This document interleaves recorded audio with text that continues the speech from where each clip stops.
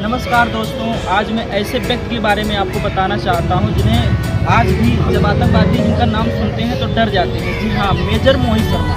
Major Mohit Sharma एक ऐसी शख्सियत जिन्होंने आतंकवादी के घर में घुसकर उन्हें मार दिया। जी हाँ, मैं आगे की कहानी आपको बताना चाहता हूँ।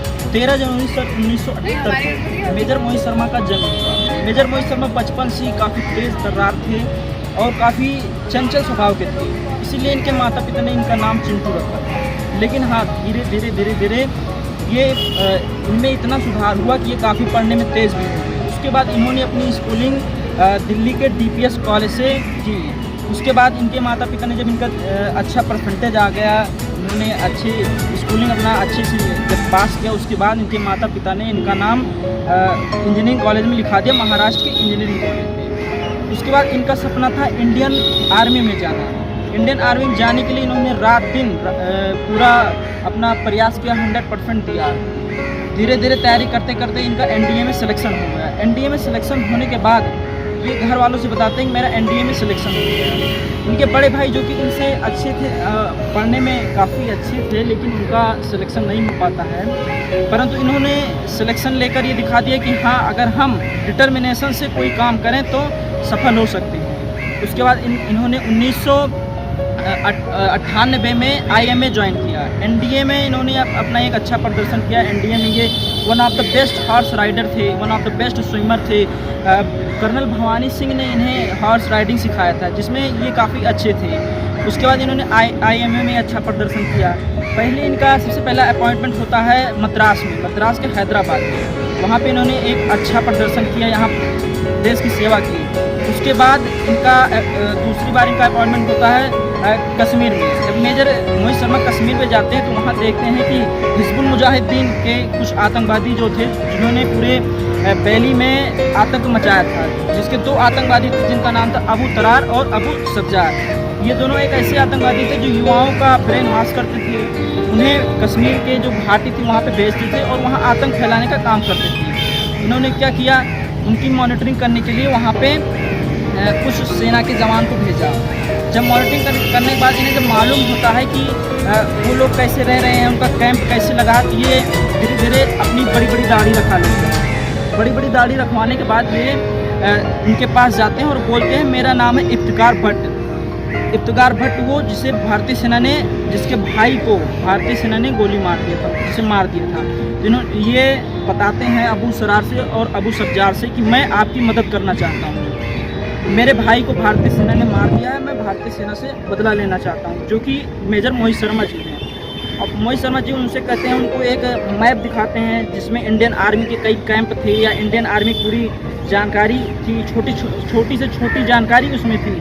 तो उन दोनों आतंकवादियों को लगता है कि हाँ, ये मेरे लिए मददगार हो सकता है। तो उन्होंने इनको बुलाते हैं और तीनों साथ बात करते हैं। कुछ समय बाद दोनों आतंकवादी इनसे कहते हैं कि पहले आप चले जाइए, हम लोग अभी अंडरग्राउंड होंगे कुछ दिन के लिए, उसके बाद आपसे हम मिलते हैं। उसके बाद मेजर मोहित शर्मा जो कि इफ्तिकार भट्ट के उसमें रूप में गए होते हैं, वो बोलते हैं नहीं, मुझे बदला लेना है अपने भाई का, और पूरा अपना बताते हैं कैसे उन्होंने प्लान बनाया है, जिससे काफ़ी ज़्यादा प्रभावित हो जाते हैं अब वो अबू सज्जार और अबू तरार। उसके बाद उनको बताते हैं तो अबू तरार जो था वो इन पर विश्वास नहीं करता, कहता मैं आप पे कैसे विश्वास करूँ।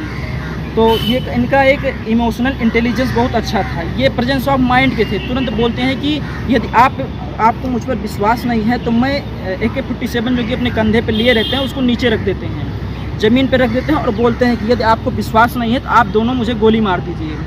जैसे ही कुछ समय तक सब कुछ शांत हो जाता है। जैसे ही वो अबू तरार अबू सज्जार की ओर देखता है, तैसे ही अपनी पिस्टल निकालते हैं और उस पिस्टल से दो गोली दोनों को मार देते हैं। जी हाँ, दोनों को मारने के बाद ये अपनी सेना में, भारतीय सेना में वापस लौट आते हैं और इन्हें सेना मेडल से सम्मानित किया जाता है। इतने वीर थे, इतना इनका इमोशनल इंटेलिजेंस इतना अच्छा था कि ये सामने वाले को ऐसे प्रभावित कर रहे थे कि सामने वाला समझ ही नहीं पाता था कि ये क्या करने वाले हैं। ये एकदम प्रेजेंस ऑफ माइंड थे, इनके माइंड को भापना आतंकवादियों के बस में नहीं था। एक ऐसा व्यक्ति जो कि जाकर आतंकवादियों के बीच में रहता है, उनके साथ उनकी कैंपों की पूरी जानकारी लेता है और इनके चेहरे पे एक सिकन भी नहीं थी। इतने वीर आदमी थे, इतने वीर पुरुष थे जिसका मैं वर्णन नहीं कर सकता हूँ। उसके बाद एक घटना होती है सन 2009 में, 21 मार्च 2009 में हिजबुल मुजाहिदीन के कुछ आतंकवादी कश्मीर की घाटी में घुस आते हैं। जब कश्मीर की घाटी में घुस आते हैं इन्हें जानकारी मिलती है। उस समय इन्होंने पैरा सब कमांडो को ज्वाइन कर लिया था। तो ये स्वयं जाते हैं वहाँ पे और इनका एक दोस्त था जिसके कज़िन का डेथ हो जाता है किसी कारण, तो वो छुट्टी मांगने के लिए जाता है। तो सीओ साहब कहते हैं कि नहीं, अभी छुट्टी नहीं मिल सकती है अभी, क्योंकि कश्मीर में काफ़ी आतंक का माहौल है। तो जब छुट्टी उसको नहीं मिलती तो इनकी जो छुट्टी होती है ये अपनी छुट्टी को उनको दिला देते हैं। कहते हैं सर इनको जाने दीजिए, मैं बाद में छुट्टी पे चला जाऊँगा। स्वयं नहीं जाते हैं छुट्टी पर और अपने दोस्त को छुट्टी दिला देते हैं।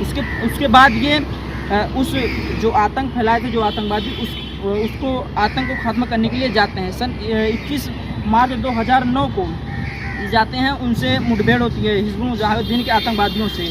इन्होंने कई आतंकवादियों को मार दिया, परंतु इनके एक दोस्त को गोली लग जाती है। वो उसको अपने दोस्त को उठाकर लेकर जाते हैं, तभी इनके पैर में गोली लग जाती है। जी हाँ, 21 मार्च 2009 को मेजर मोहित शर्मा जी शहीद हो जाते हैं। मरणोपरांत इनको अशोक चक्र से सम्मानित किया जाता है। ऐसे वीर पुरुष की गाथा हम आपके लिए हमेशा लाते रहें।